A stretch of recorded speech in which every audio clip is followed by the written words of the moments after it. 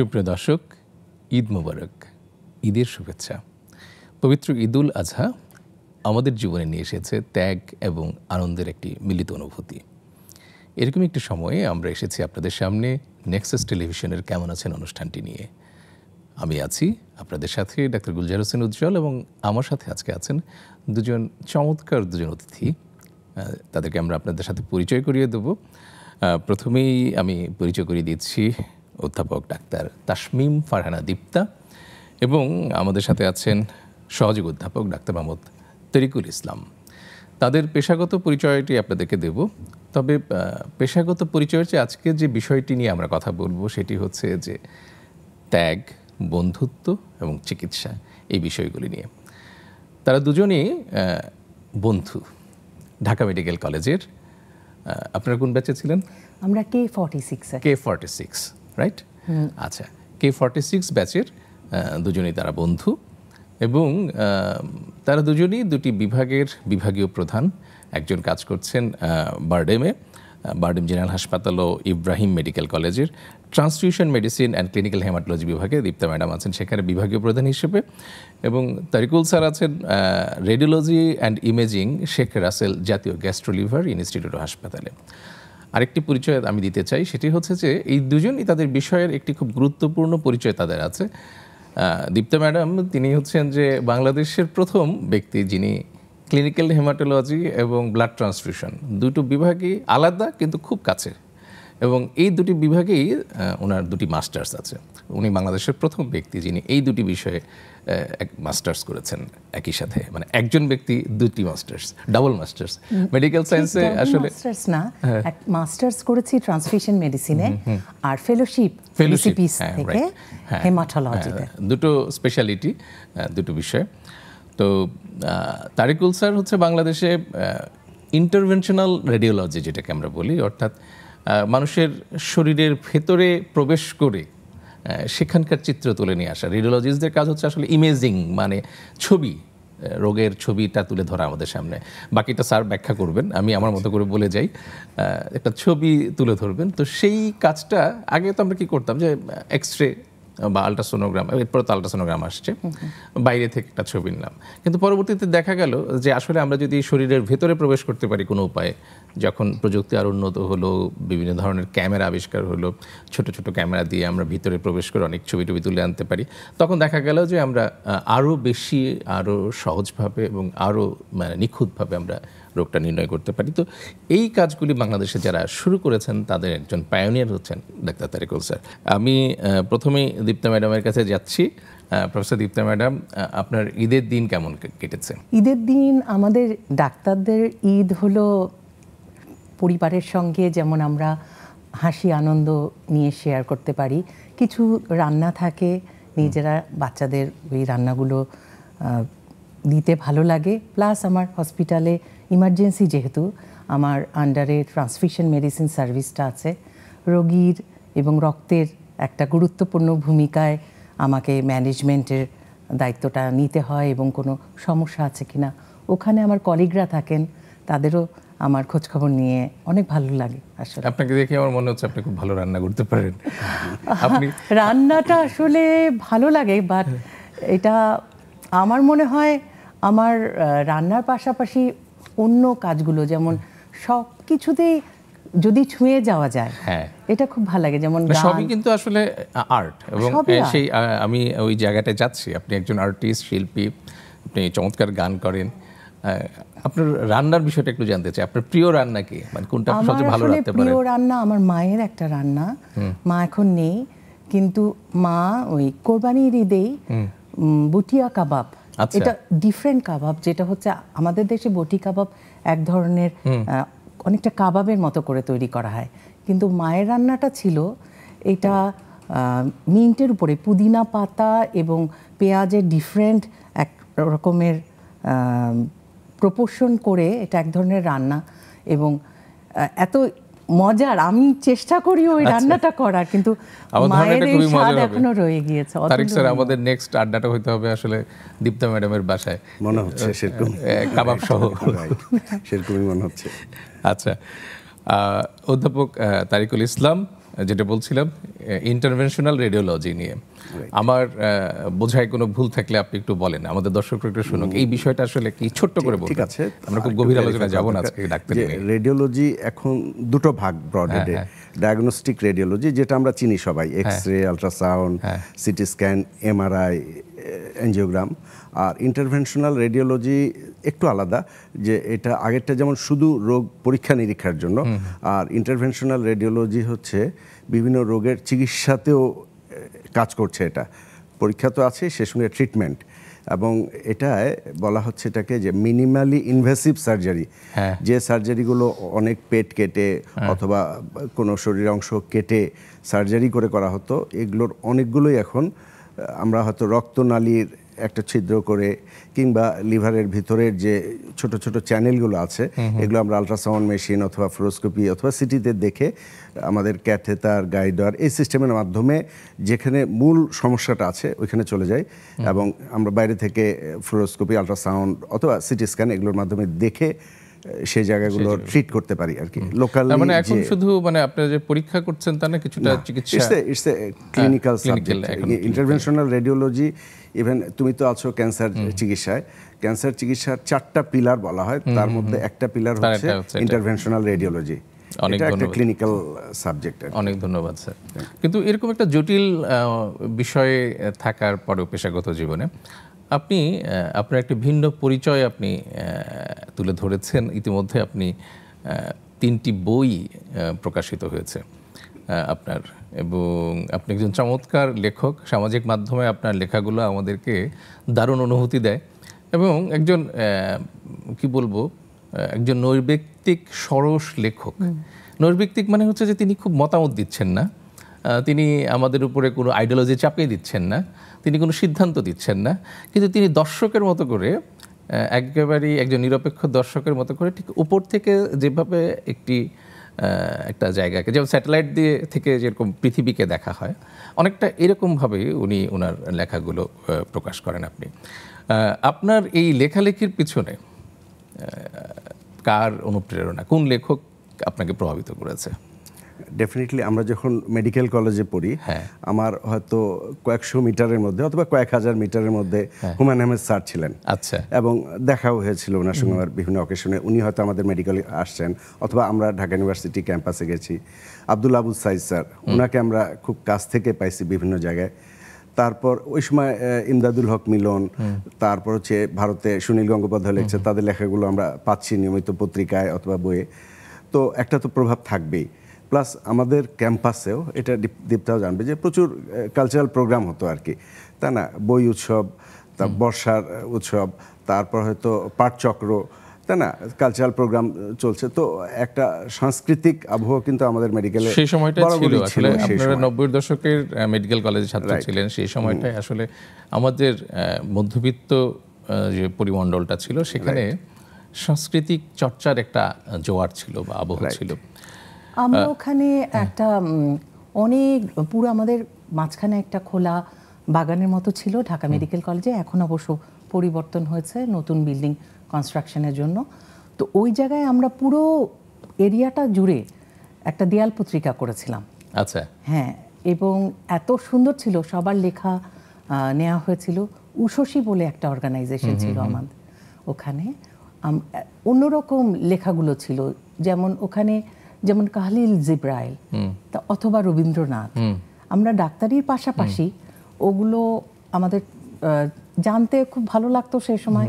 তারপরে তখন একটা কেমন যেন একটা পজিটিভ আন্দোলন ছিল মনের মধ্যেও আমাদের সবারই, এবং ছাত্রদের যে নবজাগরণ, এর পাশাপাশি আমাদের নিজেদের দেশে কৃষ্টি সংস্কৃতি সম্পর্কে আইডিয়া, তারপরে কেন আমরা ডাক্তারি পড়ছি, কেন ডাক্তার হলাম, আসলে কি শুধু রোগী সেবা, দেশটাকে যে এগিয়ে নেওয়া, দেশের যে পুরনো অতীতগুলোকে যে ধরে রাখা।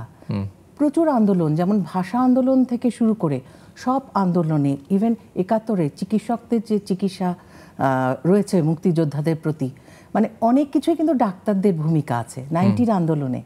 কাজে এই আপনার বাবাও মুক্তিযুদ্ধের সময় ডাক্তার ছিলেন এবং মুক্তিযোদ্ধাদেরকে সহযোগিতা করেছেন অনেক। হ্যাঁ, আব্বার নাম আছে জাহানারা ইমামের বইয়ে, আশিকুর রহমান। আচ্ছা। দিনু মুক্তিযোদ্ধার চিকিৎসা করছিলেন আছে। এছাড়া আব্বা ভাষা আন্দোলনের, আব্বা যেহেতু ফার্স্ট ব্যাচ ছিলেন ভাষা আন্দোলনের, আপনার আব্বা ঢাকা মেডিকেল কলেজে? ঢাকা মেডিকেলের প্রথম ব্যাচ। আচ্ছা। প্রথম ব্যাচ মানে অন্যরা কে 3 বা 5 এভাবে, যারা প্রথম 3টা ব্যাচ কলকাতা থেকে আসে, আব্বারা সরাসরি ঢাকা থেকে ঢাকায় 1946। আচ্ছা, আপনাদের এই যে ব্যাচের নাম্বারগুলো কে দিয়ে, K46, 47, এই কেটা কি কলকাতা? কলকাতা থেকে আসা কিছুটা বলা হয়, মানে এটা অনুমান আর কি। না, কে ওই ক্যাটাগরি ছিল কলকাতা থেকে শিফট হয়ে আসলো প্রথম কয়েকটা না, ব্যাচ। তখন ক্যাটাগরি ছিল ব্রিটিশ ইন্ডিয়ায়। তখন ওই যে এরিয়া জোন হিসাবে নাম্বার দেওয়া ছিল। যেমন আমাদের কুমিল্লাতে আমরা কুম বা অন্য যারা, কিন্তু আপনাদের ঢাকা মেডিকেল কলেজে দেখা গেছে কে, মানে ঢাকা মেডিকেলের সঙ্গে। তো এটা একটা হতে পারে কলকাতা থেকে। আরেকটা শুনছি যে মানে প্রথম দিককার মানে পায়োনিয়ার অথবা কিংশিপ ইন মেডিকেল সেক্টর, এই কে থেকেও আমি শুনছি আর কি। এটা এক্সাক্ট এক্সপ্লেনেশন পাইনি, হয়তো কোথাও আছে। আচ্ছা, কিন্তু চলে আসতেছে এরপর থেকে এটা ওয়েল অ্যাকসেপ্টেড। আমরা সবাই এর বাইরে আর কেউ কখনো চিন্তা করেনি যে অন্য কোনো ভাবে আমরা ডেজিগনেটেড হব। আচ্ছা, আপনাদের সময়ে যে সাংস্কৃতিক অনুষ্ঠানগুলো হতো আপনারা মেডিকেল কলেজে থাকা অবস্থায়, তারেক স্যার কি তখন পার্টিসিপেট করতো? ও ছিল আমাদের মজার ব্যাপার ছিল। তখন আমাদের যখন নবীন বরণগুলো হয়, প্রতিটা সব ইনস্টিটিউটে তো তখন দলমত, বিভিন্ন মতামত আছে, কিন্তু নবীনদের নিয়ে ওরা সবাই প্রোগ্রাম করত। তো ওখানে ওর যেমন ইনভলভমেন্ট যা ছিল, পাশাপাশি ও যেটা করতো তারা, অ্যাস্ট্রোনট, অ্যাস্ট্রোনমি, এটা নিয়ে ওর লেকচার আমরা রীতিমতো যে এই ছেলেটি এত কিছু জানে কেন, মানে এটা ছিল পাঠচক্র টাইপের নিয়ে, খুব সুন্দর। তো পাঠচক্র যেটা হতো আর কি, মানে আমাদেরকে হয়তো সিনিয়ররা বলে দিল যে এটার উপর তুমি পড়াশোনা করে একটা 1 ঘন্টার অথবা 2 ঘন্টার একটা ক্লাস নিতে হবে। তো আমরা সে সময় শাহবাগ পাবলিক লাইব্রেরি, তখন তো আর এত ইন্টারনেট অ্যাক্সেসও ছিলই না, শাহবাগে যেতাম, ব্রিটিশ কাউন্সিল কাছে ছিল, সেখানে যে রীতিমতো ক্লাস শেষে দুপুর 2টা-2:30 ক্লাস শেষ হতো, ওখানে যে সন্ধ্যা 6টা-7টা পর্যন্ত কখনো ব্রিটিশ কাউন্সিলে যেতাম, ওদের বইগুলো ভালো ছিল, পাবলিক লাইব্রেরিতেও ভালো ভালো বই ছিল, ওখান থেকে আমরা নোটগুলো নিতাম। তো এসে উইকেন্ডে হয়তো সকালে 2 ঘন্টার জন্য একটা ক্লাস হতো আর কি। তো সেই সুবাদে ও যেটা বলতেছে আর কি, যে আমার কিছু টপিকস পড়ছিল যে সাগরতলের রহস্য অথবা আকাশের সেই ব্ল্যাক হোল, ডুয়ার্ফ, এই জাতীয় জিনিসগুলো নিয়ে ক্লাস নিতাম। এটা আরও অন্যরাও নিত। যেমন আমার খেয়াল পড়ছে, আমাদের মিশু ভাই ছিলেন একজন, উনি সম্ভবত এখন লন্ডনে আছেন, যে ঈশ্বর আছে কি নাই অথবা আল্লাহ আছে কি নাই, এটা নিয়ে দীর্ঘ 2 ঘন্টা বক্তৃতা দিলেন, এবং আমরা এটা শোনার পর মোটামুটি নাস্তিক হয়ে গেলাম, যে বোধহয় আর এত ধর্মীয় ফর্মালিটিসের দরকার নাই। তারপর দেখি যে বিকালে উনি নিজে আবার নামাজে চলে যাচ্ছে। বললাম যে ভাই কি ব্যাপার? বললো that is for lecture purpose, এরকম আর কি কিছু। আমি যেটা বুঝতে পারছি যে অদ্ভুত একটা সহাবস্থান ছিল, একটা সহনশীলতা ছিল, রাইট, এবং নানান সংস্কৃতির একটা মিলন কেন্দ্র ছিল, রাইট, এবং সবাই সবাইকে গ্রহণ করতো। কারেক্ট, এটা একটা চমৎকার বিষয়। এবং আমি আসলে আজকের এই আড্ডাটা আমি এই জিনিসটাই তুলে ধরতে চাই। এই জন্য আপনাদের দুজনই ক্লাসমেট, বন্ধু, আপনাদের সময়ে ছেলে মেয়েতে এক ধরনের বন্ধুত্বের পরিবেশটা একরকম ছিল বা অনুভূতিগুলো একরকম ছিল, নিশ্চয়ই সময়ের সাথে সাথে বিষয়গুলো পরিবর্তিত হয়, আজকের ছেলেমেয়েরা আরেক রকম করে ভাবছে। আপনারা সেই সময় কতটা স্বাধীনতা উপভোগ করতেন আপনাদের, যখন আপনাদের বন্ধুরা, ক্লাসমেট, ছেলে মেয়ে সবাই মিলে একসাথে গল্প আড্ডা করতেন? আমাদের একটা যেটা ছিল কি, আমরা খুব রেসপেক্ট করতাম একে অন্যকে। আর তাছাড়া সন্ধানী যেহেতু আমি করতাম, পরবর্তীতে ভাইস প্রেসিডেন্টও হয়েছি, এই সময় মানে আমরা মানে সন্ধানীর যারা বিপদের বন্ধু, তাছাড়া ঢাকা মেডিকেল কলেজ হসপিটালে যেসব রোগীরা আসছে নিজেরাই রক্ত দিয়ে দিতাম, অনেকবার রক্ত দেওয়াও হয়ে গেছে।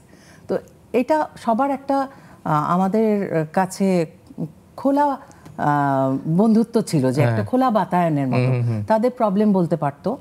আর তাছাড়া এই যে উশসী করতাম, যেখানে বিভিন্ন কালচারাল প্রোগ্রামগুলো হতো, এছাড়া তো সেই সময় রোটারেক্ট ছিল, তারপর অন্যান্য যারা ছিলেন বন্ধু এবং টিচাররাও বলবো যে টিচাররা এত আমাদেরকে সন্তানের মতো স্নেহ করতেন, মানে পরিবেশটা খুব সুন্দর চমৎকার ছিল, তাই না? সেই সময় মিলন স্যার যেমন লাইভলি ছিল, মিলন স্যার ছিল, মিলন স্যারের কথা তো আসতেই হবে, তাই না? যে আমরা তো ডক্টর মিলন দিবসও পালন করি, তাই না? যে শহীদ ডাক্তার মিলন জেনারেল এরশাদের সরকার বিরোধী আন্দোলনের স্যার একজন পুরোধা ছিলেন এবং জীবনও দিলেন, আইকনিক ফিগার, আমাদের সরাসরি শিক্ষক ছিলেন আর কি, তাই না? যে স্যার যেদিন মারা গেলেন তার 3-4 দিন আগেও ক্লাস দিলেন, বায়োকেমিস্ট্রি লেকচারার ছিলেন, বায়োকেমিস্ট্রি লেকচারার ছিলেন, আর নেক্সট সপ্তাহে কি ক্লাস হবে সেটাও দিয়ে গেলেন। মাঝে একদিন সকালের দিকে আমরা শুনলাম যে স্যার গুলিবিদ্ধ হয়েছেন, তাই না? তো আমাদের মধ্যে ডেফিনেটলি অনেক উত্তেজনার সৃষ্টি হলো। আমরা সেই টিএসসির দিকে রওনা হলাম, পরে শুনলাম যে ওনাকে নিয়ে চলে আসছে ঢাকা মেডিকেল ক্যাজুয়ালিটিতে। আমরা আবার রাশ করলাম যে ওখানে, তারপর দিকে অসংখ্য মানুষ চলে আসছে ওখানে, আমাদের সিনিয়র স্যাররা আসছেন, জুনিয়র ডক্টররা আসছেন, স্টাফরা চলে আসছে, সাংবাদিক, তাই না? এরপর হয়তো পুলিশের লোকরা আসা শুরু হলো। তো ওই সময় আমার একটু দায়িত্বও ছিল যে গেট লক করা, যেন ওটির মধ্যে বেশি না ঢুকে যায় মানুষ, কিন্তু আলটিমেটলি আমি আর পারিনি। তারপর তো শুনলাম যে স্যার মারাই গেলেন, তাই না? আমাদের আন্দোলন আরও বেগবান হলো, মারাত্মক আকার ধারণ করলো। আমরা হসপিটাল থেকে কলেজে চলে গেলাম, আমাদের এফ কবির স্যার প্রিন্সিপাল ছিলেন তখন, স্যার অন্যান্য প্রফেসররা সিঁড়ির উপরে আর আমরা নিচে, মানে আমাদের যে এর আন্দোলন, মানে এর প্রতিবাদ করতে হবে, স্যারদেরকেই করতে হবে, আমরা ছাত্ররা তো আমাদের আর কতটুকু ক্ষমতা। স্যাররা বলে কি করতে হবে, বললাম যে স্যার আপনারা সবাই রেজিগনেশন দিতে হবে আর কি। স্যাররা প্রথমে একটু দ্বিমত পোষণ করলো যে তারা চাকরি করেন, আবার সরকার বিরোধী কোনো চলে যাচ্ছে, তাদের পরিবার আছে, দায়িত্ব আছে। তো স্যাররা রাজি হলেন। কবর কোথাও হবে মিলন স্যারের, আমরা জেদ তুললাম যে এখানেই হতে হবে, এই ক্যাম্পাসেই। স্যাররা বললো যে এখানে তো ঠিক যথাযোগ্য মর্যাদা হবে না, আসলে এটা তো একটা ক্যাম্পাস। তারপরে আমাদের জেদের মুখে স্যাররা সেটাও রাজি হলেন এবং সেটা এখন পর্যন্ত আছে। শহীদ ডাক্তার মিলনের এখনো ঢাকা মেডিকেল কলেজে ঢুকতে গেলেই আমরা ডান দিকে দেখতে পাবো আর কি। তো এটা মানে আমাদের জোরাজুরি।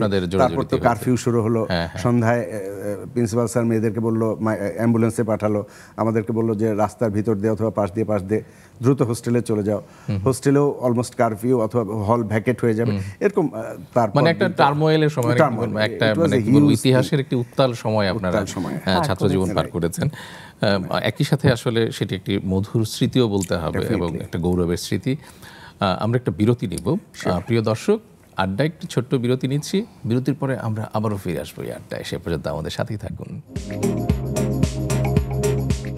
প্রিয় দর্শক, বিরতির পরে আবারও ফিরে এলাম নেক্সাস টেলিভিশনের কেমন আছেন অনুষ্ঠানে। আমরা একটু আনন্দের মুডে আছি। ঈদের একটা আবেশ আমাদের মধ্যে কাজ করছে। সারা দেশেই, সারা পৃথিবীতেই মুসলিম সম্প্রদায়ের জন্য এটি একটি খুবই গুরুত্বপূর্ণ একটি উৎসব। আর উৎসব কার না ভালো লাগে। এই উৎসবের এই দিনে আমাদের সাথে আছেন দুজন অতিথি, চমৎকার দুজন মানুষ, অধ্যাপক ডাক্তার তাসমিম ফারহানা দীপ্তা এবং ডাক্তার মোহাম্মদ তারিকুল ইসলাম। আমরা কথা বলছিলাম তাদের বন্ধুত্ব, ত্যাগ এবং চিকিৎসক জীবন নিয়ে। দীপ্তা ম্যাডাম, আমরা একটু আপনার কাছে গান শুনবো। আপনি একটু বলছিলেন যে কাহলিল জিবরানের কথা, আপনারা তখন জিবরানের কবিতার অনুবাদ পাঠ করতেন এবং রবীন্দ্রনাথের কবিতা পড়তেন। বারডেমে আপনার সাথে একদিন দেখা করতে গেলাম, আমরা একটা আড্ডার মতো হয়েছিল। আপনি চমৎকার করে কাহলিল জিবরানের কবিতা এবং রবীন্দ্রনাথের গানের একটি ম্যাশআপ করেছিলেন, যেটাকে আমরা এখন ম্যাশআপ বলি আর কি, যেটা সম্মেলন, দুটোর ভাব একই রকম আমার কাছে মনে হয়েছে। একটু ওই কবিতাটা এবং গানটা আপনার কাছ থেকে শুনতে চাই। এটা আমার অনেক প্রিয় একটা কবিতা, আর গানটাও খুব ভাল লাগে। একা একা যদি গুনগুনিয়ে গান গাওয়া যায়। আমি খুব যে ভালো গান গাই তা না, চেষ্টা করছি। নিশ্চয়ই। Do not love half lovers. Do not entertain half friends. Do not indulge in works of the half talented. Do not live half alive, and do not die a half dead. যদি প্রেম দিলে না প্রাণে, তবে কেন ভোরের আকাশ রাঙিয়ে দিলে এমন গানে গানে? যদি প্রেম দিলে না প্রাণে, যদি প্রেম দিলে না প্রাণে। চমৎকার। কালিল জিবরান তার যে সামাজিক বাস্তবতা বা তার যে পরিবেশটা ছিল যেখান থেকে তিনি বেড়ে উঠেছেন যেভাবে, আবার রবীন্দ্রনাথ তিনি যেভাবে বেড়ে উঠেছেন সম্পূর্ণ ভিন্ন, ভৌগোলিক ইয়েটাও অবস্থানটাও ভিন্ন, কিন্তু কোথাও মনে হচ্ছে যে তাদের ভাবনায় একটা মিল ছিল। এই জায়গাটা এসে মনে হচ্ছে যে যখন প্রেম আসবে তখন সেটা যেন একেবারে পরিপূর্ণভাবে আমাদের হৃদয়কে ভরিয়ে তোলে, সেই আকুতিটাই আসছে এবং কবিরা আসলে এভাবেই ভাবেন। আমাদের তারিক স্যার একজন লেখক এবং আমি ফেসবুকে আপনার একটা অনুবাদ পড়েছিলাম কালিল জিবরান নিয়ে, আপনি কি একটু আমাদেরকে আজকে শোনাবেন এটা? ধন্যবাদ। মানে তোমার কথার আগে একটু বলে নিই যে মানুষ মূলত এক। রবীন্দ্রনাথ বলি আমরা, কালিল জিবরান বলি আমরা, হেনরি খাইন, গ্যাটে, তাই না, ইভেন নগিব মাহফুজ, সবারই ভাবনা, মূল ভাবনা একই। মানুষ at the end of the day সবাই মানুষ একইভাবে ভাবি, কাজেই মিল থাকতেই পারে। আর কালিল জিবরানের এটা কোনো এক গল্পে এক পর্যায়ে আসছিল যে সেখানে আমি ওনার এই কবিতাটা একটু ট্রান্সলেট করেছিলাম, সেটা আমি কিছুটা বলছি। অর্ধেক ভালোবাসায় পা বাড়িও না, অর্ধেক বন্ধুত্ব গ্রহণ করো না, অর্ধেক জীবন বেছে নিও না, অর্ধেক মৃত থেকো না। যদি নিস্তব্ধতা চাও নিশ্চুপ হয়ে যাও, যদি বলতে চাও তবে তা শেষ করো। কিছু বলার জন্য নিশ্চুপ হয়েও না, কিংবা নিশ্চুপ হবার জন্য বলতে শুরু করো না। যদি গ্রহণ করো জানিয়ে দাও, যদি প্রত্যাখ্যান করো তবে তা স্পষ্ট করো। অস্ফুট প্রত্যাখ্যান দুর্বল গ্রহণের সমান। অর্ধেক সত্য গ্রহণ করো না, অর্ধেক স্বপ্ন দেখো না, অর্ধেক পানীয় তৃষ্ণা মেটাবে না, অর্ধেক খাদ্য ক্ষুধা মেটাবে না, অর্ধেক পথ কোথাও পৌঁছে দিবে না। অর্ধেক জীবন ধরে রাখা মানে একটা জীবনে না থাকা, একটা সুন্দর কথা না বলা, একটা হাসিকে অসময়ে থামিয়ে দেয়া, একটা ভালোবাসাকে হঠাৎ থামিয়ে দেয়া। অর্ধেক মানে তো অসফলতা। অনেক চমৎকার এবং খুবই সাবলীল একটা অনুবাদ। মানে যেটা হয় আর কি, অনুবাদ সাহিত্য কিন্তু অনেক সময় আমাদের যেটা মানে মূল ভাবটা আমরা অনেক সময় রসটা গ্রহণ করতে পারি না, কিন্তু স্যারের এই অনুবাদ থেকে আমার কাছে যেটা মনে হয়েছে আর কি, খুব সহজভাবে আমরা বুঝতে পারলাম। এবং ডেডিকেশন যে অর্ধেক না আর কি, একেবারে নিজেকে বিলীন করে দেয়া এবং ফানা যেটাকে বলে আর কি, একেবারে ফানা হয়ে যাওয়া। তো এই বিষয়টি আসলে আমার মনে হয় যে সবসময় আমাদের কবিরা, সাহিত্যিকরা এবং যারা সুফি সাধক, সবাই কিন্তু সাধকরা, তারাও কিন্তু এইভাবেই কথা বলেছেন এবং এইভাবেই নিজেকে নিবেদন করতে বলেছেন। আমি একটা বিষয় আপনাদের কাছে একটু জানতে চাই। আপনার বোঝা যায় যে আপনার একটা প্যাশনের জায়গা ছিল গান বা সংস্কৃতি চর্চা, স্যারের লেখালেখি পেশন, কিন্তু আপনাদের কাছে মনে হয় যে আপনারা ডাক্তারি প্রফেশনে এসে আপনাদেরকে অনেকখানি ত্যাগ করতে হয়েছে আপনাদের পেশনের জায়গাটাকে? কিছুটা তো বটেই। এটা আমাদের ডাক্তারিটা এমন যে রোগী হলো আমার, এখানেও হাফ লাভার্স হওয়ার সুযোগ নেই, হাফ লাভার্সের সুযোগ নেই এক নাম্বার। প্লাস এখানে নতুন নতুন চিকিৎসা চেঞ্জ হচ্ছে, যেমন তুমি তো জানোই আমাদের হেমাটোলজিতে সেই আগে কেমোথেরাপি, এখন সেটা চলে গেছে স্টেম সেল ট্রান্সপ্ল্যান্ট, এখন আবার টার্গেটেড থেরাপি চলেছে, কার টি সেল চলে আসছে। থ্যালাসেমিয়া রোগীরা যারা ছিল, আমাদের তো প্রচুর থ্যালাসেমিয়া রোগী আমাদের দেশে, যারা আমাদের দেশে রেজিস্ট্রি করা নাই, জানিও না আমরা, তাদের এখন রক্ত দেয়া, যেমন তাদের একটা চিকিৎসা ছিল, পাশাপাশি কিছু মেডিকেশন এসছে, এখন এরকম স্টেম সেল সারা পৃথিবীতে। এছাড়া জিন থেরাপিও তো সেদিন আমরা আলোচনা করলাম না, যে জিন থেরাপি নিয়েও চলে এসছে, যে পুরোপুরি কিওর হয়ে যাবে থ্যালাসেমিয়া। তো এরকম অনেক ক্ষেত্র আছে, যার ফলে এটাও একটা খুব সুন্দর কিন্তু জায়গা, এটাও ডাক্তারি চিকিৎসাটাও কিন্তু ভালোবাসার জায়গা, হ্যাঁ নিঃসন্দেহে, যার জন্য মনে হয় যে কিছুটা ত্যাগ থাকলেও এই ত্যাগ আনন্দের, এটাও আনন্দের, কিন্তু ওটা তো রয়েই যাচ্ছে, আত্মার অন্তঃস্থলে রয়ে যাচ্ছে। এবং এখন যেমন আমরা যদি বলি এটা দিনান্ত বেলা হয়, রবীন্দ্রনাথের একটা কবিতা আছে না, যদিও সন্ধ্যা নামিছে মন্দ মন্থরে, সব সঙ্গীত গেছে ইঙ্গিতে থামিয়া, তবুও বিহঙ্গ, ওহে বিহঙ্গ মোর, এখনই অন্ধ, বন্ধ করো না পাখা। চমৎকার। এর সঙ্গে আরেকটা গানও তুমি গাইতে পারো। হ্যাঁ। দিনান্ত বেলায় হংস বলাকার উড়ে যায় দূরের তীরে তারার আলো, যা কিছু নিয়ে মোর, এভাবে কথাগুলো সব মনে নেই। শেষ সন্ধ্যায়, এইভাবে যে কি সুন্দর কথাগুলো রয়ে যায়।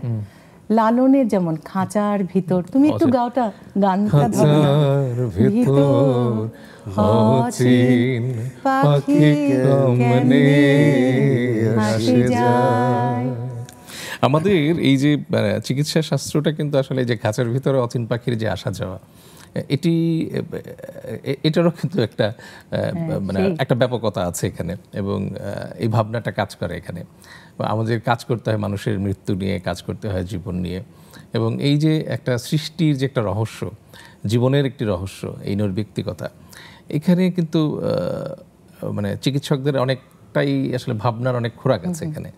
এবং আমি তো মনে করি যে সংস্কৃতির চর্চা একজন চিকিৎসকের মনন এবং মানুষ গঠনে খুবই গুরুত্বপূর্ণ ভূমিকা রাখে।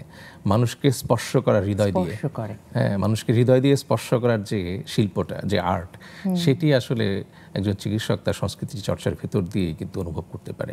আবার এটা না করলে যে পারবে না তাও না, অনেকেই আছে তারা অনুভূতির দিক থেকেই হয়তো তারা অনেক বেশি মানবিক হয়ে উঠতে পারে বিভিন্ন চর্চার ভিতর দিয়ে। তবে এটি সহযোগিতা, নিঃসন্দেহে এটা সহযোগিতা করে। তারেক স্যার, আপনার কাছে কি মনে হয়, আপনি একজন চিকিৎসক এবং খুবই গুরুত্বপূর্ণ দায়িত্বে আছেন, বিভাগীয় প্রধান এখন, এবং ইন্টারন্যাশনাল রেডিওলজি নিয়ে আপনি কাজ করছেন, আপনার লেখালেখির যে প্যাশন, এটি কি আসলে আপনার কাছে কি মনে হয় যে চিকিৎসা মানে পেশায় এসে কি আপনাকে ত্যাগ করতে হয়েছে অনেক কিছু? না, ত্যাগ আমি বলবো আমার কোনো ত্যাগ করতে হয়নি, বিকজ আমি এনজয় করি আর কি।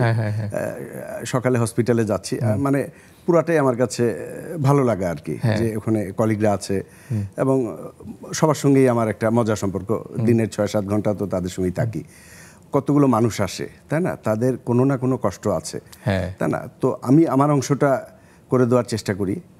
বিভাগে এরকম ইনস্ট্রাকশনস আছে যে আজকের রুগীটা কালকের জন্য বেশি রেখো না, খুব বাধ্য না হলে, তাই না। তো এটা একটা আনন্দ, একটা মানুষ, এবং বাংলাদেশের মানুষ যদিও পত্রপত্রিকা আমরা অন্যরকম দেখি, বাস্তবে আমি যেটা আমার জন্য দেখি যে তারা অনেক সম্মান করে, তার একটা সার্ভিস দিলাম আমি, তাই না, এ ব্যাপারে সে হ্যাপি। এ ব্যাপারে আমার কোনো সন্দেহ নেই, আমাদের দেশের মানুষ চিকিৎসকদেরকে যথেষ্ট সম্মান করে এবং অনেক ভালোবাসে, এবং আমরাও যখন তাদেরকে এই ভালোবাসার প্রতিদানটুকু ফেরত দেই বা সামান্য একটু দিই, অনেক বেশি তারা আমাদেরকে দেয়। প্রায় সময় দেখি রোগীরা চেম্বারে অথবা আমার রুমে আসতেছে জুতা খুলে, আমি বললাম আপনি তো মসজিদ মন্দিরে আসতেছেন না, জুতা পরেই আসেন, স্টিল হয়তো রেসপেক্টের জন্য, তার ভক্তি এবং শ্রদ্ধার মানে ভালো লাগা, তারাও ডেফিনেটলি কমফোর্ট ফিল করে যে আমি তো তাদের এক্সপ্লয়েট করতেছি না, তাই না। তো চিকিৎসা বিজ্ঞান আমার জন্য এটা একটা প্যাশন, একটা আনন্দ আর কি। এর মধ্যে লেখালেখি করছেন, লেখালেখিও সময়টা কিভাবে মানে এটা মনে হলো যে কিছু এক্সট্রা দায়িত্ব তো নিতেই হতে পারে, যেহেতু মানে এটা লেখালেখির ব্যাপারটা আমি বুঝলাম কোভিডের সময় কাজ কিছুটা কমে গেল। তো বাসায় অনেক বই আছে, যেখানেই যাই কিছু বই কিনি ওই এলাকার উপর ইতিহাস ভিত্তিক, তো পড়া শুরু করলাম, ভালোই লাগতেছে পড়ে। তখন ফেসবুকে কিছু লেখা শুরু করলাম, তো খুব বানান ভুল, হয়তো ক্রোনোলজি ঠিক নাই, গ্রামারগুলো খুবই সমস্যায়, তখন ওইভাবে বাংলা টাইপও করতে পারতাম না। তারপরেও দেখি কলিগরা বলতেছে ইটস গোয়িং গুড, আর তথ্যগুলো আমার জানানোর ইচ্ছা হলো যে সম্রাট আলেকজান্ডার এখানে চলে আসছিল, তা না, তার বংশধর। আপনার লেখায় অনেক ধরনের ইতিহাসকে আপনি খুব সুন্দরভাবে এত সহজ করে তুলে ধরেন, গল্পের মতো করে, যেমন জালিয়ানওয়ালাবাগের একটি ইয়ে নিয়ে আপনি একটা লেখা লিখেছিলেন, আমার কোনো মনে আছে, আপনার বইও পড়েছে এটা, আবার আপনার ফেসবুকেও পড়েছে, যেখানে জেনারেল ডায়ারের সেই ইতিহাসটুকু আপনি তুলে নিয়েছিলেন। এরকম অনেকগুলো গল্প আমাদের জানা হয়ে যায় গল্পের ছলে, এবং ইতিহাসকে জানা হয়ে যায় আপনার লেখা পড়লে। তো এবং আমি ব্যক্তিগতভাবে আপনার লেখার একজন ভক্ত। আচ্ছা, অনেক ধন্যবাদ। আচ্ছা, আপনাদের আবার বন্ধুত্বের গল্পে ফিরে যায়।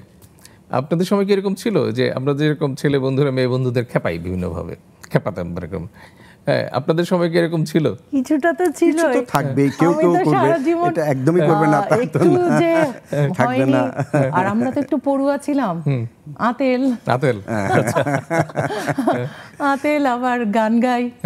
ওই তানপুরা নিয়ে আমাদের একটা প্রোগ্রাম ছিল, আমরা পুরো আমাদের ব্যাচটা তখন ঢাকা মেডিকেলে আমাদের ব্যাচ সেকেন্ড হয়েছিল কম্পিটিশনে, তো তানপুরা নিয়ে এসেছি, গান গাইলাম। গানটা ছিল খুব সম্ভবত আমার মাথা নত করে দাও, তোমার। তো ওই গানটা গাওয়ার পরে ও আবার ওটা বলবে কি করেছি, মানে মিমিক করতেছি এটা আর কি। তো ওই আমরা সেকেন্ড হলাম, পুরো সুন্দর পারফরমেন্স ছিল আমাদের। আর এছাড়া আমাদের যে কবিতা বা বলো, গান বলো, এগুলোর পাশাপাশি এই যে সন্ধানী করি, তো সন্ধানীতে তো রক্ত চোষা এখনো আছি, রক্ত স্পেশালিস্ট, তারপর ড্রাকুলা।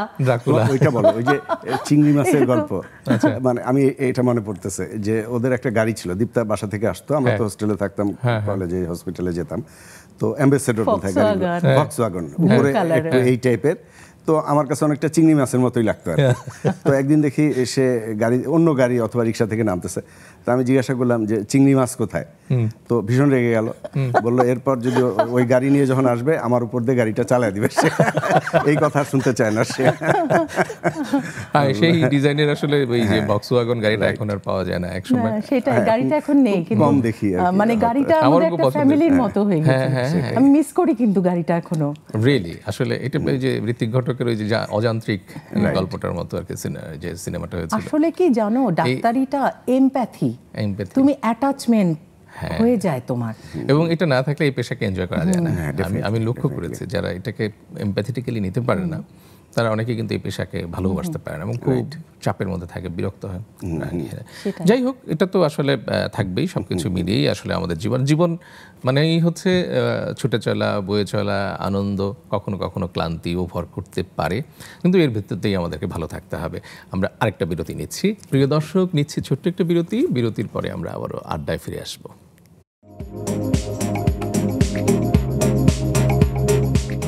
সুপ্রিয় দর্শক, বিরতির পরে আবারও ফিরে এলাম নেক্সাস টেলিভিশনের কেমন আছেন অনুষ্ঠানে। আমরা আজকে স্টুডিওতে উপস্থিত করেছি দুজন বন্ধুকে নিয়ে, মানে তারা পরস্পরের বন্ধু মেডিকেল কলেজ জীবনের, এবং দুজনই বাংলাদেশের দুজন স্বনামধন্য চিকিৎসক, দুটি বিষয়ের এবং দুটি বিভাগের বিভাগীয় প্রধান। একজন আছেন বারডেম জেনারেল হাসপাতাল ইব্রাহিম মেডিকেল কলেজের ট্রান্সফিউশন মেডিসিন এবং ক্লিনিক্যাল হেমাটোলজির বিভাগীয় প্রধান হিসেবে, এবং আরেকজন আছেন ডাক্তার তারিকুল ইসলাম, তিনি রেডিওলজি অ্যান্ড ইমেজিং বিভাগ শেখ রাসেল জাতীয় গ্যাস্ট্রোলিভার ইনস্টিটিউট হাসপাতালের বিভাগীয় প্রধান হিসেবে আছেন। তো দীপ্তা ম্যাডাম, আমরা বন্ধুত্বের গল্পে ছিলাম ঢাকা মেডিকেল কলেজে, আপনাদের সময়ে কিভাবে আপনারা বন্ধুত্ব উপভোগ করতেন সেটা নিয়ে। আচ্ছা, আপনাদের সময় ক্যাম্পাসে তখন ছেলেমেয়েরা প্রেম করতো না ক্যাম্পাসের মধ্যে? ডেফিনেটলি। আচ্ছা, কেউ কেউ তো করবে, এটাই স্বাভাবিক। আচ্ছা, তো সেই সব প্রেমিকদের কি পরিণতি হলো, মানে কি অতঃপর তারা কি সুখে শান্তিতে বাস করতে শুরু করলো? আমাদের ব্যাচে খুব একটা, আমি বলি, মানে আমার যেটা যে এই মুহূর্তে যাদের কথা খেয়াল পড়ছে, দে আর ডুইং ভেরি গুড, ভালো আছে তারা, তাদের ছেলে মেয়ে দুজনই দুই প্রতিষ্ঠানের স্বনামধন্য চিকিৎসক, একজন পাবলিক হেলথ বিশেষজ্ঞ, আরও এরকম কয়েকজন আছে, দে আর ডুইং গুড। তবে মানে যেটা অন্য অংশ, যে ডুইং নট গুড যদি বলি, এরকম উদাহরণ অনেক আছে, যে হয়তো 5-6 বছর একসঙ্গে থাকলো, পড়াশোনা করলো, যখন পেশাগত জীবনে অথবা যখন ইন্টার্ন শুরু হলো, বাস্তবতা মানে বাবা মার অর্থনৈতিক সাপোর্ট থেকে বের হয়ে আসলো, তখন দেখা গেল সিনারিও চেঞ্জ হয়ে গেছে, অথবা কেউ হয়তো বিদেশ চলে গেছে, আরেকজন যেতে পারতেছে না, তো এরকম আছে। এখন আপনারা অনেকটাই পরিণত এই পর্যায়ে এসে, এখন আপনাদের কাছে কি মনে হয় যে জীবনে যা চেয়েছিলেন বা যা হতে চেয়েছিলেন সেটাই কি পেরেছেন, নাকি কোনো অপ্রাপ্তি আছে? একটা জিনিস কি, পৃথিবী কিন্তু অপ্রাপ্তি থাকবে, হ্যাঁ, কারণ বেহেশতে কোনো অপ্রাপ্তি থাকবে না, এবং এটা আমাদের কিন্তু প্রত্যেকটা যাই করি সবগুলোই বলতে পারি আমাদের পরীক্ষার খাতায় অ্যাকচুয়ালি, এবং এই পরীক্ষার খাতায় আমি কতটুকু নিজে কিভাবে করলাম, রেজাল্টটা কিন্তু আমার হাতে নেই, রেজাল্টটা সৃষ্টিকর্তার হাতে। কাজেই আমরা চেষ্টাটা করতে পারি, আর তাছাড়া যাই পেয়েছি আমরা ভালো, আলহামদুলিল্লাহ। এবং এছাড়া যে আরও এগিয়ে যাওয়া, যদি আমার কাছে মনে হয় কি আমি যেটা ভালো কাজ করিনি বা যেই কাজটা আমি ভালোবাসতাম আমার রয়ে গিয়েছে, আমরা কিন্তু ওটা আবার শুরু করতে পারি। যেমন রবীন্দ্রনাথ তার কিন্তু শেষ জীবনে ছবি আঁকায় চলে গিয়েছিলেন, তাই না? কাজে যেটা আমি ভালোবাসি আমার কাছে মনে হয় সেগুলো করার কিন্তু বয়স চলে যায় না। এবং আল্লাহ তাআলা আমাদের মধ্যেও ওই একটা আলোকবর্তিকা জাগিয়ে রাখেন বলেই কিন্তু আমরা আগাই। এবং উনি কিন্তু আমাদের সঙ্গে সবসময় থাকেন। কাজেই আমরা যদি যা করি সেটা যদি খুশি মনে করি, মানে যেটা বললাম যে আমার যদি পজিটিভ মাইন্ডসেট আপটা থাকে, যা নেগেটিভ আসুক জীবনে, যা বিপর্যয় আসুক, সেইটাকে যদি পার হয়ে আমরা ফিনিক্সের মতো করে এগিয়ে যেতে পারি, তাহলে আমরা তো ভালো করব। তারিক স্যার, আপনার কাছে জানতে চাই সেটা হচ্ছে যে এখন একজন চিকিৎসক হিসেবে আপনাদের ঈদের দিনটি কেমন কাটে? ঈদের দিন স্বাভাবিকভাবে একটু হসপিটালের চাপ কম থাকে, তারপরও খোঁজখবর রাখি ঠিকঠাক কোনো অসুবিধা আছে কিনা, কখনো হয়তো যাই। আর অন্য ফর্মালিটিস, ঈদ নামাজ, কোরবানি, সেগুলো তো হবেই। তারপর আমি কিছুটা নিজের সময় নিই, মানে অনেক বই কিনা আছে বাসায়, বইগুলো একটু দেখি, হয়তো একটু খুলে খুলে দেখি যে কবে কোনটা কিনছিলাম, কোথায় যেয়ে কিনছিলাম, প্রত্যেকটার সঙ্গে একটা ইতিহাস আছে। আর কিছুটা কষ্ট যে বইগুলো পড়া হচ্ছে না, হয়তো না পড়েই মরে যেতে হবে, পড়তে পারলে ভালো হতো। আচ্ছা, এটা কিন্তু একটা বড় কষ্ট না, এটা আমার মনে হচ্ছে যে আগে আমি ভাবতাম যে কষ্টটা বোধহয় আমারই, কারণ প্রতি বছরই আমি বইমেলাতে প্রচুর বই কিনি, কিন্তু শেষ পর্যন্ত সবগুলো পড়া হয় না। বইগুলো কিনি, রেখে দিয়েছি এই আশায়, আমার মাথার কাছে আছে, বা বেডরুমের যে একটা ছোট র্যাক সেটার মধ্যেও আছে, এই আশায় আছে যে কোনো একদিন আমি বইগুলো পড়বো। কিন্তু একটা জিনিস খেয়াল করেছো, নতুন বইয়ের একটা স্মেল আছে কিন্তু। হ্যাঁ, সে তো আছে। এটা কিন্তু মানে ওই যে বৃষ্টি পড়ার পরে যে মাটির একটা গন্ধ আসে, খুব ভালো লাগে, ওরকম নতুন বইয়ের গন্ধটা কিন্তু মনকে ভরে তোলে। হ্যাঁ, প্রতি বছরই এরকম। যেমন কিছু কিছু বই দেখা গেছে যে হয়তো 10 ভাগের 1 ভাগ পড়া হয়েছে, পড়ে এই যে রেখে দিলাম, আর পড়া হচ্ছে না। তো এইভাবেই আসলে আপনি যে বইয়ের একটা ছোট্ট গল্প বলে ফেলি যে বই পল্টনের মোড়ে বায়তুল মোকাররমের এই পাশে ব্রিজের নিচে দাঁড়ায় আছি, কিছু জন্য অপেক্ষা করতেছি মনে হয়, তো বই বিক্রি হচ্ছে। সামনে দেখি যে খুবই শীর্ণকায়, অলমোস্ট ছিঁড়া একটা বই বিক্রি আছে। আমি বললাম কত দাম, এমনি র্যান্ডামলি, যেহেতু অপেক্ষা করতেছি তার দোকানের সামনে। তো বললো 10-20 টাকা। বললো 10 টাকায় দাও, দিয়ে দিল। তো বইটা বেশ কিছুদিন পর রুমে এসে পড়তে বসলাম।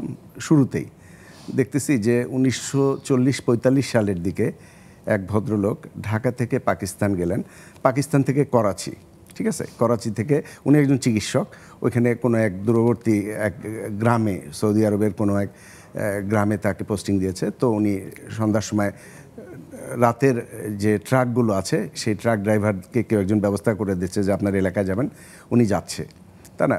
তো গভীর রাত, মরুভূমি, আকাশে বিশাল চাঁদ উঠছে, ট্রাক ড্রাইভাররা, হেল্পার নামলো, চাদর বিছায়, তারা ওখানে তাদের কিছু খাবার, গাওয়া খায়, চা খায়, তারা রুটি, কিছু মাংস বের করলো, উনিও খাচ্ছেন।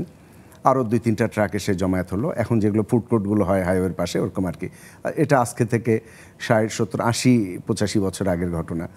তো সেখানে ডাক্তার সাহেব দেখলো যে ওরা এক ধরনের তবলার মতো, দফ বলে, সেগুলো বাজায়, চিৎকার করে করে গান গাচ্ছে। গানটা সে মরুর বাতাসে মানে ভেসে ভেসে অনেক দূর চলে যাচ্ছে, তার আকাশে চাঁদ, মেঘের ভেলা, আর এখানে তারা বসে আছে। তো একটা ভিন্ন অনুভূতি। তো ওনার এই বইটা আমি যখন কিনি, মানে লেখার হয়তো আরও 60-70 বছর পরে, তাই না। তো এই যে উনি লিখলেন, লেখার মান হয়তো অত ভালো না, বইয়ের মান, ছাপার মানও ভালো না, 1940, 50, 60 সালে তো অত ভালো কিছু হবে না। তো মানে ভালো লাগলো যে কিন্তু সেই ছবিটা, উনি যে চিত্রটা আঁকলেন তার লেখার ভিতরে, আমি সেই ছবিটা আপনাকে, এটা তো বই একটা লেখাই আমাকে নিয়ে যেতে পারে। মজার ঘটনা হচ্ছে যে নিচে ওই লেখক কাউকে বইটা উপহার দিচ্ছেন, ওনার TNT নাম্বারটাও ছিল। তো আমার ইচ্ছা ছিল কোনো একদিন ফোন দিব, তখন ফোন অত অ্যাভেলেবলও ছিল না, কিন্তু বইটা হারা গেছে আর কি, ফোন দেওয়া হয়নি। এটা একটা দুঃখ। আমি তো দেখাও করতে চেতাম, পল্টনেই বাসা ছিল ওনার, তাই না, এই আর কি। অনেক ধন্যবাদ স্যার আপনাকে, এবং অধ্যাপক ডাক্তার তাসমিম ফারহানা দীপ্তা ম্যাডাম এবং ডাক্তার মোহাম্মদ তারিকুল ইসলাম স্যার, আপনাদের দুজনকেই অনেক ধন্যবাদ যে আজকে একটি বিশেষ দিনে আপনারা এসেছেন আমাদের সাথে এই গল্প আড্ডায়। সামিল হয়েছেন এবং চমৎকার কিছু কথা, জীবন দর্শন, আপনাদের সময়টাকেও আমরা কিছুটা অনুভব করলাম। খুব ভালো সময় কাটলো। আমরা এখন অনুষ্ঠানটি শেষ করব। তো যাওয়ার আগে আমরা সবাই মিলে আমরা একটা গান গাইতে গাইতে যাই। আমার মাথা নত গাইবো? তার আগে আমরা ওকে আচ্ছা, এই জায়গা থেকে কাটি, মানে তোমাকে এবং তোমার আমরা বন্ধুত্বের গান দিয়ে শেষ করি। মুখরিত চ্যানেলকে ধন্যবাদ, এরকম কিছু আছে? ওগুলো একটু বলে দিই। আমি আমার আচ্ছা বলে দেব। ঠিক আছে। তো আজকে আপনারা এসছেন, ওই ইয়ে থেকে যাই, মানে এন্ডিং থেকে যাই। তাহলে একটু আমরা একসঙ্গে ধন্যবাদ বলে ফেলি, তাহলে সুন্দর লাগবে। অধ্যাপক ডাক্তার তাসমিম ফারহানা দীপ্তা ম্যাডাম, আপনাকে অনেক ধন্যবাদ। আপনার মিষ্টি এবং চমৎকার উপস্থিতি দিয়ে আমাদেরকে ধন্য করেছেন। এবং ডাক্তার মোহাম্মদ তারেকুল ইসলাম স্যার, আপনাকেও ধন্যবাদ যে খুব সুন্দর সুন্দর কিছু কথা আমরা আপনার কাছ থেকে শুনতে পারলাম। ধন্যবাদ তোমাকেও এবং তোমার চ্যানেলকে, এবং যারা দেখবেন কষ্ট করে এই অনুষ্ঠানটা, তাদেরকেও ধন্যবাদ যে কিছুটা সময় আমাদের জন্য তারা বরাদ্দ করেছেন। আমরা খুব চমৎকার সময় কেটেছে এবং আমরা খুব কি বলবো, জীবন দর্শন এবং সেই সাথে আপনাদের বন্ধুত্বের গল্প, আপনাদের সময়টাকেও আমরা কিছুটা অনুভব করলাম। আপনারা যে সময়টা ছাত্র ছিলেন এবং তা আপনাদের তারুণ্য যে সময়টায় পরিণত হয়েছে, সেই সময়টাকে আমরা কিছুটা হলেও অনুভব করলাম। আমরা শেষ করব, আমরা একটা গান গাইতে গাইতে আমরা আজকে অনুষ্ঠানটি শেষ করব। এটি মানে স্মৃতিকাতরতা এবং বন্ধুত্বের গান, এই মুখরিত জীবনের চলার বাঁকে। শুরু করি। ওকে।